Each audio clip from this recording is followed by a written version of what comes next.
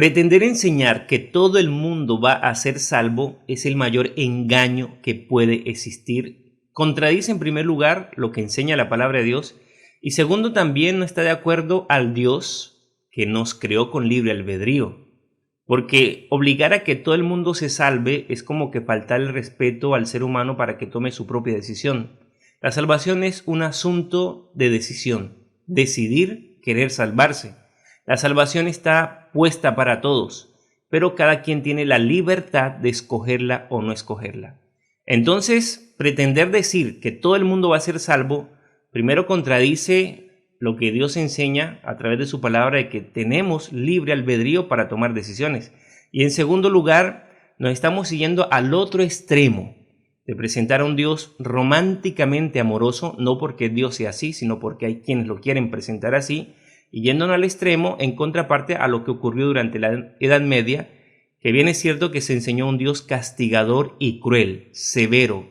Tampoco está bien, ninguno de los dos extremos.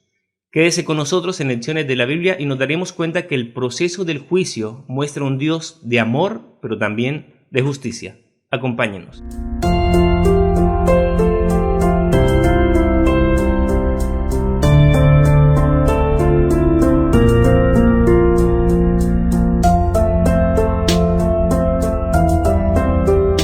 El proceso del juicio. Vamos al fundamento bíblico que está en 2 Corintios capítulo 5 versículo 10. Porque es necesario que todos nosotros comparezcamos ante el tribunal de Cristo para que cada uno reciba según lo que haya hecho mientras estaba en el cuerpo, sea bueno o sea malo. Este versículo ya nos deja claro dos cosas. Primero, todos vamos a comparecer ante el tribunal. Todos vamos a ser juzgados. Claro que hay incomodidad el pensar de que vamos a pasar por una supervisión o por un juicio, pero los que hemos confiado en Cristo debemos estar tranquilos y más bien gozosos de que por los méritos de Cristo vamos a pasar este juicio con un veredicto favorable a favor nuestro. Obviamente el que no aprovechó la oportunidad mientras que estaba en el cuerpo, o sea en vida, de aceptar a Cristo y de poner a Cristo como su abogado, pues va a ser más incómodo, ¿no?, pensar en este proceso, más temerario, más miedoso el pensar en esta escena que en algún momento va a ocurrir. Es más, ya está ocurriendo. Sin embargo, aquí el segundo punto que queremos resaltar es que todos, como mencionamos, vamos a comparecer, pero todos vamos a comparecer también dando cuenta según nuestras obras, sean buenas o sean malas. Ahora, abro un paréntesis para entender algo. El hecho de que vamos a ser juzgados por los 10 mandamientos, por nuestros actos, por nuestras acciones, no implica de que la salvación sea por obras. Somos salvos por gracia. Todos vamos a ser salvos por gracia, todos los que hemos aceptado a Cristo. Sin embargo, se espera que cuando un creyente acepta a Cristo en su corazón, haya un cambio en su carácter, en su vida y se manifiesta a través de las obras.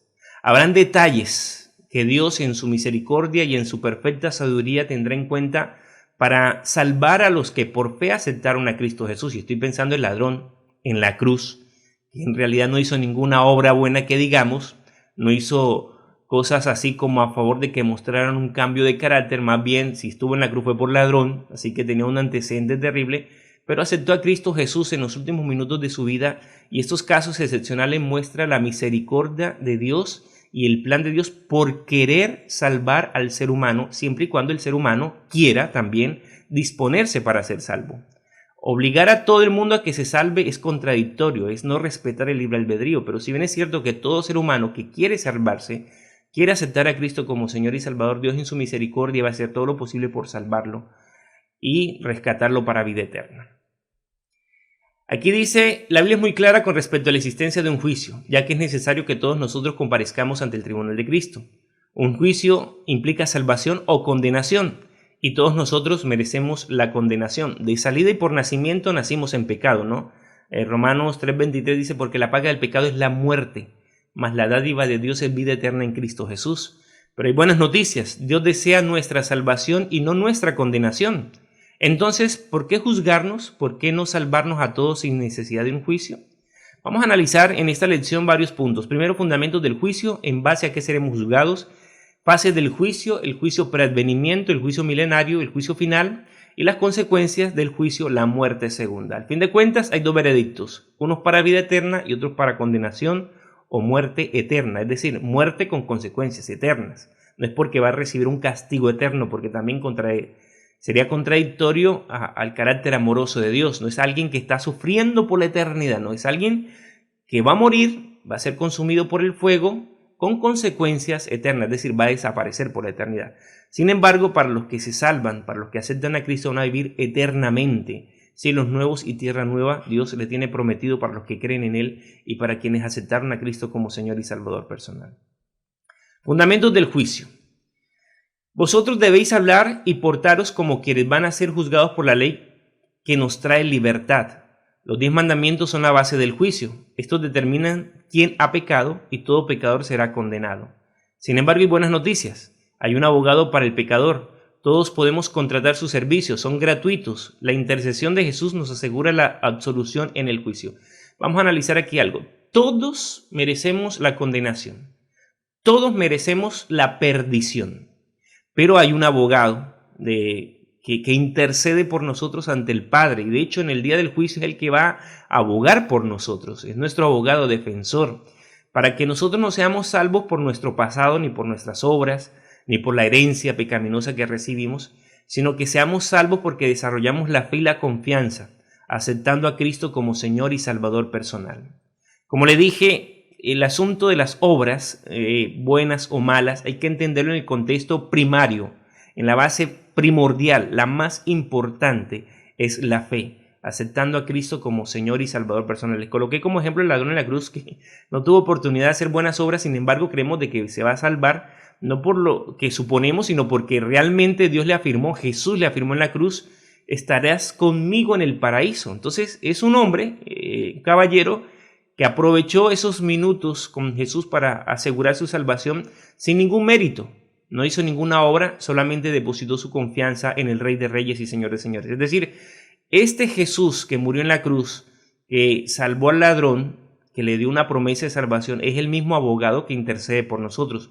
1 Juan 2:1 dice, hijitos míos, estas cosas os escribo para que no pequéis. El problema del pecado es el sufrimiento.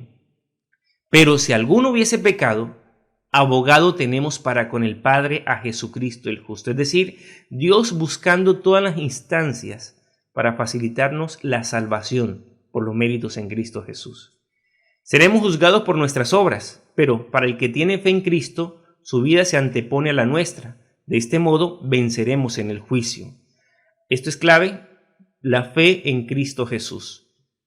Cuando nosotros depositamos nuestra fe y confianza en Jesús, tenemos la tranquilidad de que tengo un abogado que me defiende. Hay un coro que dice que nunca está ocupado, siempre me atiende, que nunca pierde un pleito, todos los gana. Si a alguno le interesa saber su nombre, Jesús se llama. Espero que ustedes hayan recordado la melodía de este coro interesante. Fase del juicio.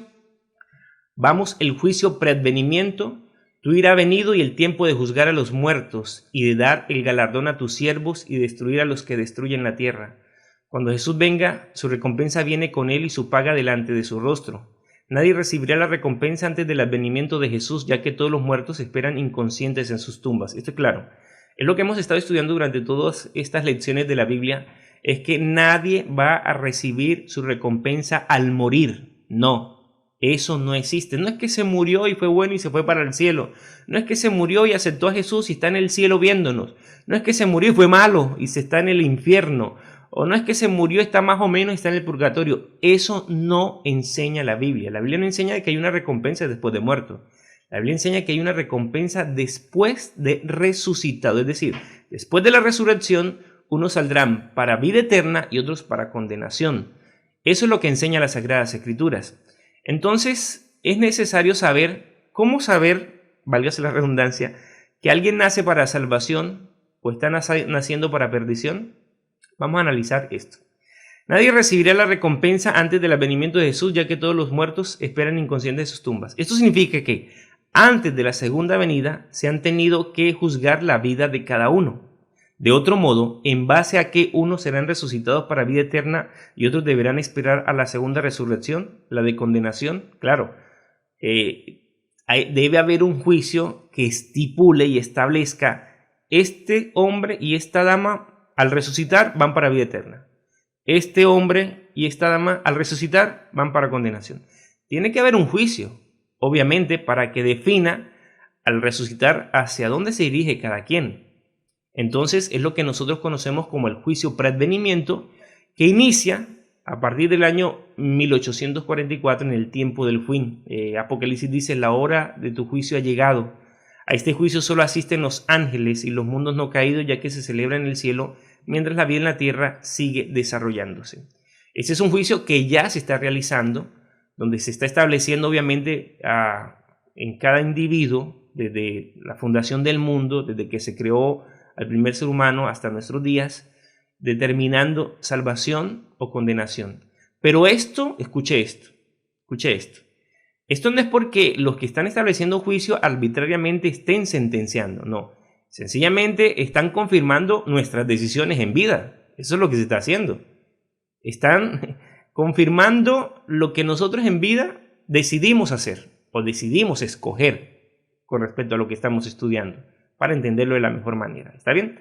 Obviamente, y repetimos la idea, tiene que haber un juicio preadvenimiento para establecer quiénes resucitan para vida eterna y quiénes resucitan para condenación. Ya se está haciendo.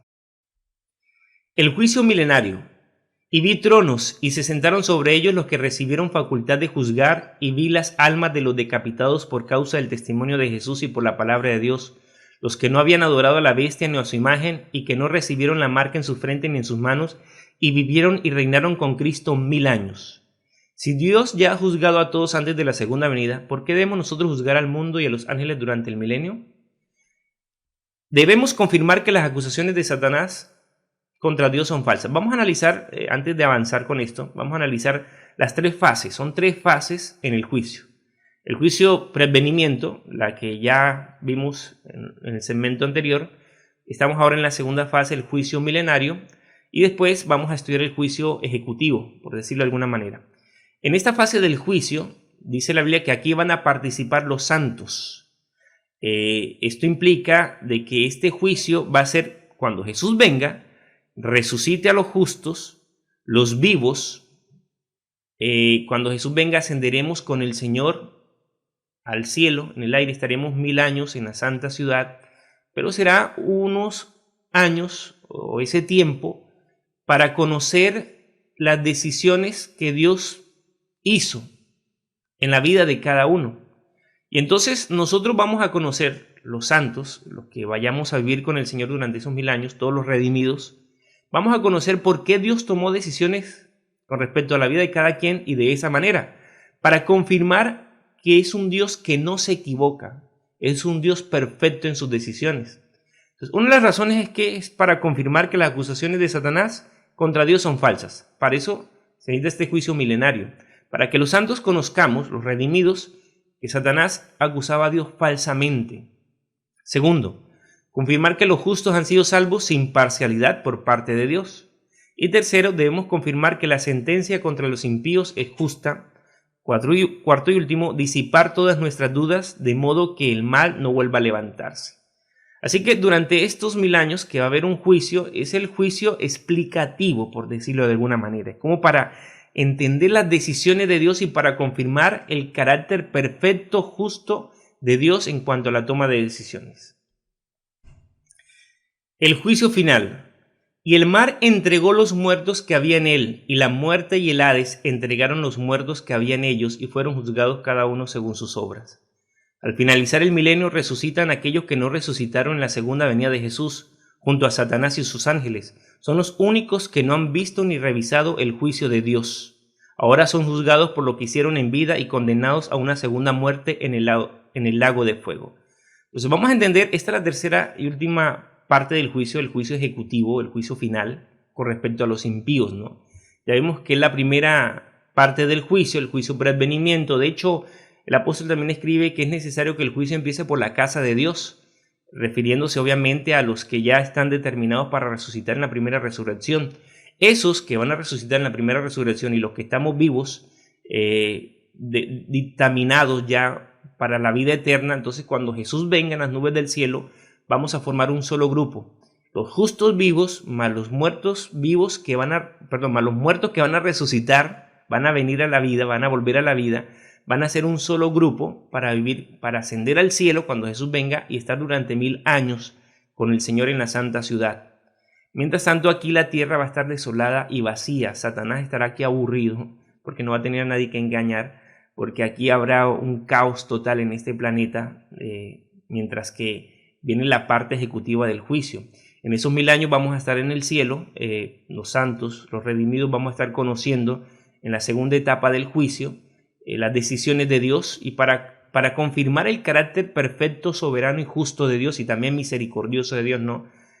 Para saber de que Satanás no tenía razón alguna para acusar a Dios como injusto, para también determinar y conocer por qué se salvaron los que se salvaron de un Dios imparcial y perfecto en sus decisiones, y también entender por qué se condenaron los que se van a condenar, ¿no?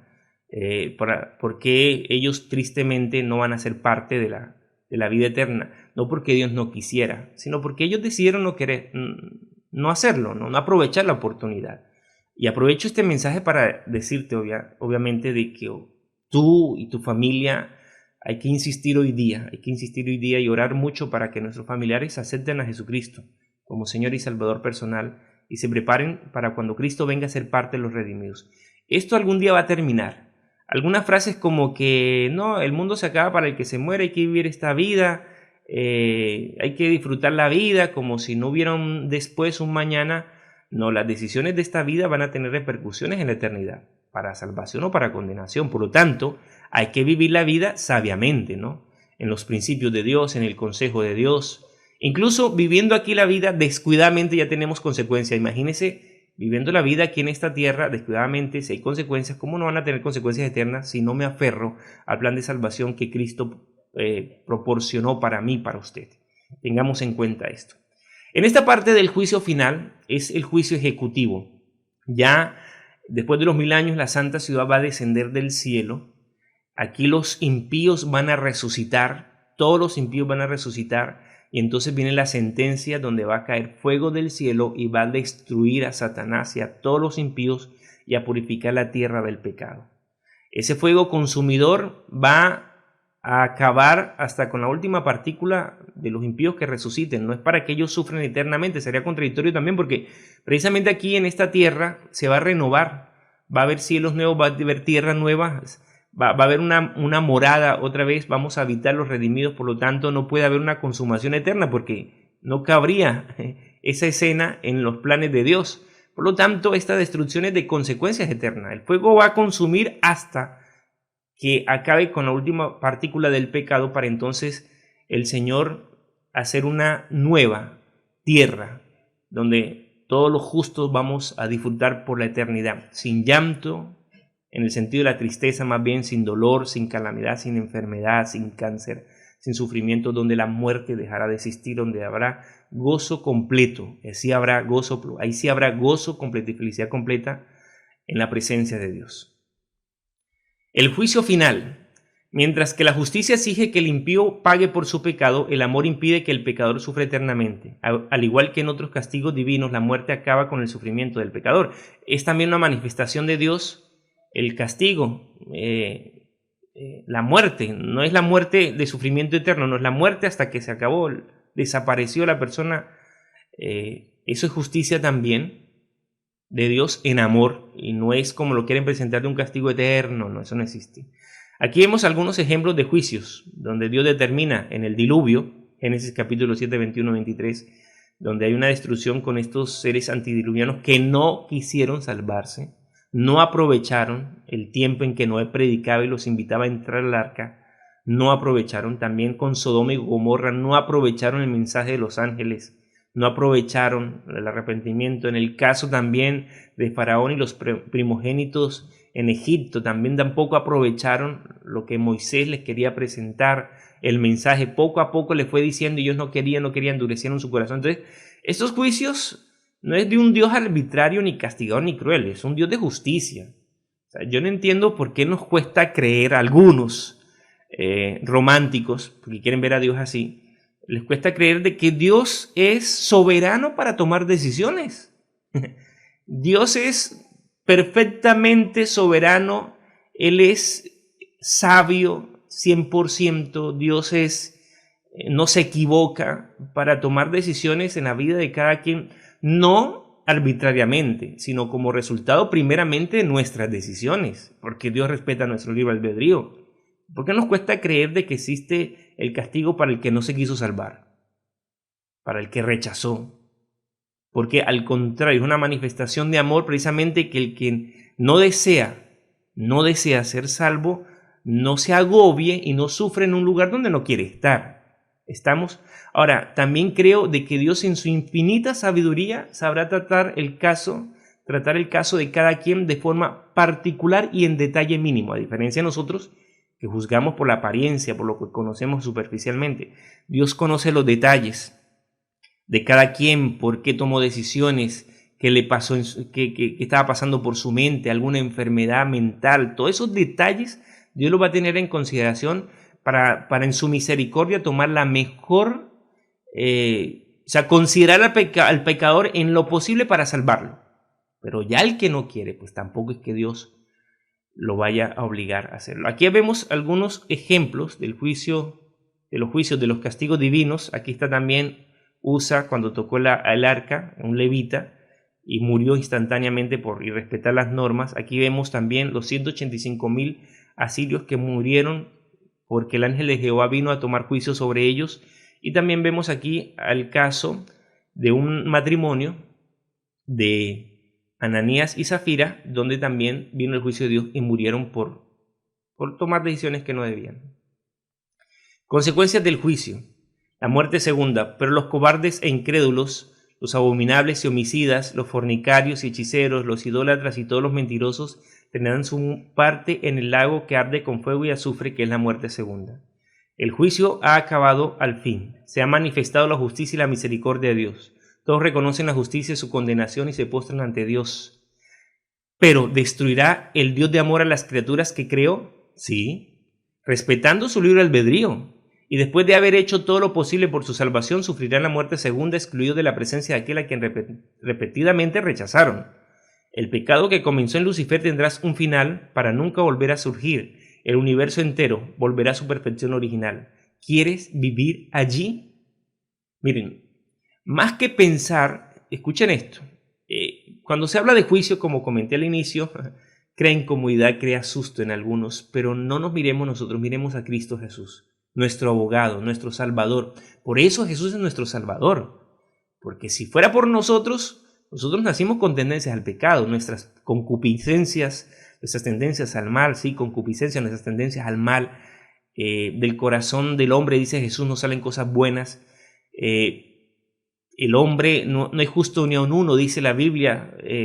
Nuestras inclinaciones son al mal, pero por eso necesitamos a un Salvador, a Cristo Jesús. Permitir la obra del Espíritu Santo en cada quien. Todos van a tener la oportunidad de ser salvos. Todos, pero cada quien decidirá. Por lo tanto, incluso, aparte de que todos vamos a tener la oportunidad de ser salvos, también el Espíritu Santo nos va a ayudar en conciencia, nuestra conciencia, nuestro corazón, para tomar una decisión de salvación y de vida eterna. Pero también es cierto es que Dios no obliga. Y aquí yo estoy a la puerta y llamo. Si alguno oye mi voz y abre la puerta, entraré a él y cenaré con él y él conmigo. Es decir, Dios es un caballero, no es arbitraria diferencia de Satanás que manipula, que engaña. Dios presenta las cosas como son y espera de ti una respuesta positiva a la oportunidad que el Señor te está dando. Ahora, alguien ilustró, ninguna ilustración es perfecta para entender esto, pero alguien ilustró de que de 1000 pasos tú tienes que dar uno solo para la salvación. Los 999 los ha dado Jesús y Dios a través de la obra del Espíritu Santo, a través del sacrificio expiatorio de Cristo Jesús, a través del plan de salvación que Dios estableció. O sea, tú solamente da un paso. Ese paso ya es clave para que Dios haga el resto. Y con todo lo que Dios está haciendo para ser salvos, es más difícil perderse. Sin embargo, hay gente que decide por lo difícil tristemente y Dios tampoco los puede obligar, precisamente respetando su libre albedrío. Terminamos con esta cita. La evidencia más amplia concedida por Dios de que desea la salvación de todos será la condenación de los que rechacen el don del cielo. En el último gran día, cuando todos sean recompensados o castigados de acuerdo con su obediencia o desobediencia, La cruz del Calvario aparecerá claramente ante lo que se hallen frente al juez de toda la tierra para recibir la sentencia eterna. Se los capacitó para que comprendieran algo del amor que Dios ha expresado por los seres humanos caídos. Ven cuán grandemente ha sido deshonrado por los que continuaron en la transgresión, escogiendo ponerse junto a Satanás y manifestando menosprecio por la ley de Jehová. Todas estas, la conclusión es: aprovechemos. Aprovechemos siempre poner nuestros ojos en Jesús, el autor y consumador de nuestra fe. Aprovechemos cada mañana para agradecerle a Jesús por lo que Él hizo por nosotros en la cruz del Calvario. Agradezcamos todos los días porque Jesús es nuestro abogado intercesor. Hijitos míos, estas cosas escribo para que no pequéis. El problema del pecado es que duele las consecuencias. Y si alguien está sufriendo por haber pecado, miremos al cielo, miremos a Cristo Jesús para que se cumpla también la otra parte. Hijitos míos, estas cosas escribo para que no pequéis, pero es la otra parte. Si alguno hubiese pecado, abogado tenemos para con el Padre, a Jesucristo el justo. Así como el ladrón en la cruz que puso su mirada en Jesús y su esperanza en Jesús, y Jesús le declaró y le sentenció la vida eterna. De cierto te digo, hoy estarás conmigo en el paraíso. También es unas palabras que pueden ser reales en nuestra vida y que son reales en la vida de cada quien que acepta a Jesús como Señor y Salvador personal. El resto, la obra del Espíritu Santo en nuestro proceso de santificación es cuestión de tiempo. Pero la salvación, la justificación es un momento donde tú tienes que aprovechar aceptando al Señor con fe en tu corazón y haciendo una declaración de fe a través de la oración que aceptas a Cristo como tu Salvador personal. Familia querida, Dios los bendiga. No hay que temer por el juicio cuando miremos a Jesús, cuando tenemos puestos los ojos en Jesús. Pero cuando nos miramos a nosotros mismos, cualquier cosa da miedo, porque el corazón del hombre no sale nada bueno. Miremos a Cristo siempre. Bendiciones a todos, no se les olvide suscribirse en mi canal, compartir este video, darle me gusta y hacer un comentario también sobre la lección que estudiamos. Cualquier comentario, alguna pregunta, cualquier comentario que nos ayude para un aprendizaje recíproco, un fortalecimiento espiritual, juntos en este proceso de fortalecer nuestra vida espiritual. Bendiciones a todos, chao, chao.